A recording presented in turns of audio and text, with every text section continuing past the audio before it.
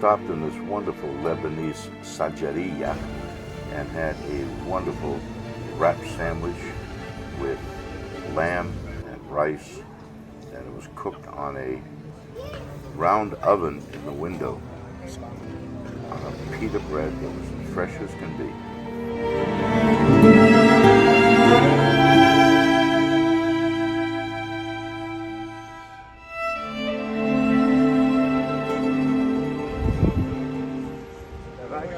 So this is the bridge tender, and he goes from one bridge to the other bridge and opens it.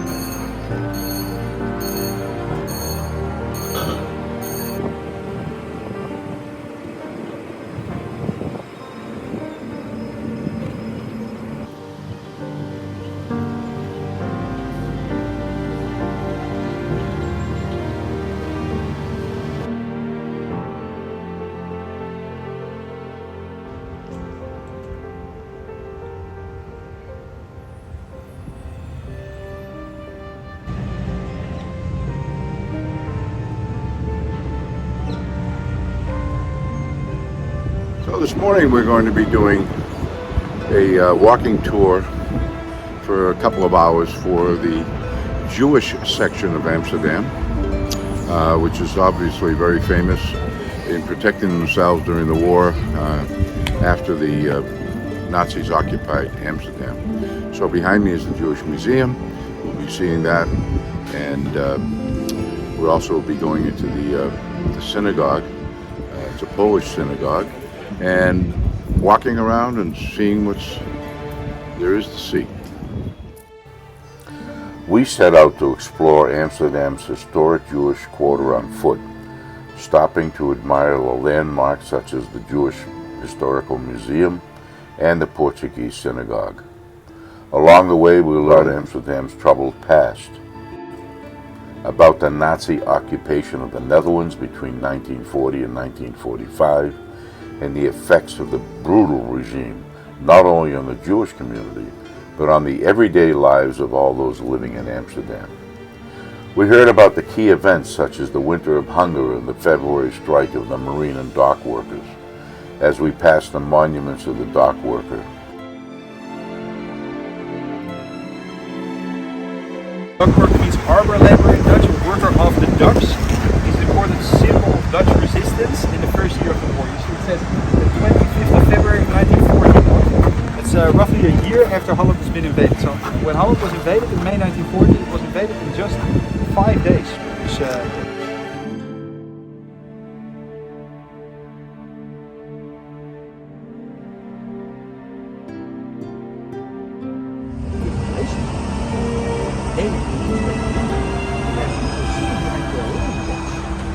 Not literally the line case, but behind the animal quarters, right, there were people in basically temporary hiding, because from there they were taken into the countryside to stay at farms and whatnot. That's how nearly 100 people survived the war, where they went to hideouts through Amsterdam Zoo. And then nowadays, in front of the zoo, you find the resistance museum that focuses on the Dutch resistance movement, and around the corner is also Albuquerque. But that's quite a large. And the Auschwitz Memorial, made of mirrors that were smashed by the artist. The artist fractured the mirrors by hitting them with a hammer to symbolize the destruction of the lives that it affected and a reflection up to the heavens.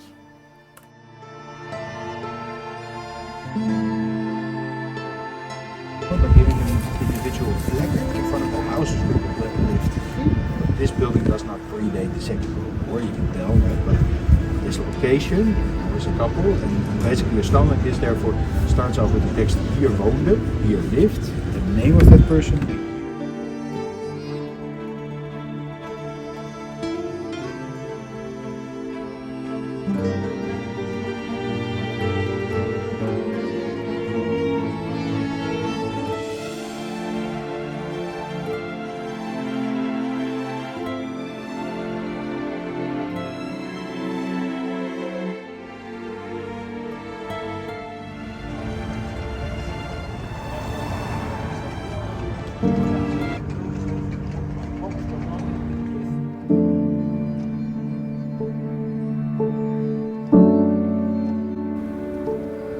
were told more about the Dutch resistance and how they offered secret hiding places to families like the Franks. We ended the tour outside the Anne Frank house, where she wrote her now legendary diaries and how they came to be published by her father, Otto Frank.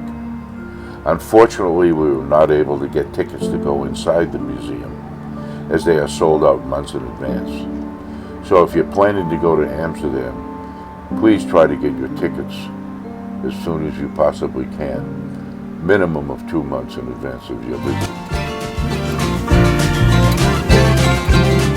Please hit the subscribe button and the notification bell and you'll get notified when the next video is posted.